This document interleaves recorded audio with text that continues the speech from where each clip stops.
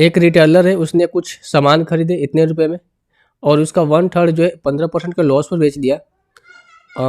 बाकी को कितने में बेचे ताकि उसे ओवरऑल पूरे सौदे में 15% का लाभ हो, 15% का प्रॉफिट हो। तो 1/3 का मतलब होता है 1/3। हम मान लेते हैं कि जो टोटल वस्तुएं थी यानी कि टोटल आर्टिकल्स था, टोटल गुड्स था कितना 300 था, ठीक है, मान लेते हैं हम लेट।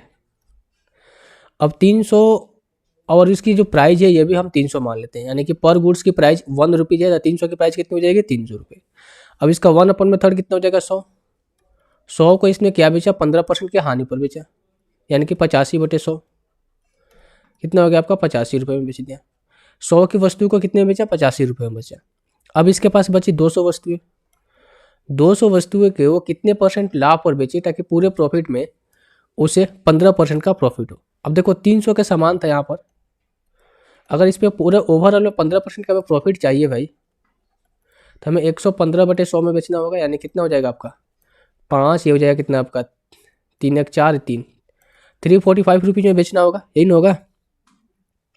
300 के सामान को 345 रुपये में बेचेंगे तो उसे 15% का ओवरऑल लाभ होगा, लेकिन इसने बेच दिया यहाँ पर कितना 85 रुपीज़ का तो बेच दिया, तो हम यहाँ से माइनस करते हैं 85, तो ये कितना हो जाएगा आपका 0 14 में 60 जाएगा 6 हो जाएगा 260। अब उसे उसके पास जो वस्तु बची है 260 रुपये की वस्तु बची है, ठीक है 260 रुपये के बची है, लेकिन एक्चुअल उसके पास वस्तु कितनी है 200 के है। यानी कहने का मतलब ये है कि इस 200 सामान को वो बेचेगा कितने में 260 में बेचेगा।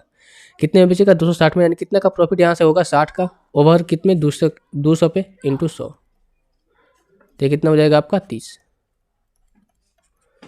तो इस 200 वस्तु को 30% के प्रॉफिट में बेचेगा तो ओवरऑल पूरे सौदे में उसे 15% का लाभ होगा, ठीक है। इसका आप इस्तेमाल नहीं करना है कहीं पर भी इस क्वेश्चन में, अगर आप इसका इस्तेमाल करने बैठ जाए तो फिर प्रॉब्लम आ जाएगी, ठीक है, कैलकुलेशन ज़्यादा हो जाएगा।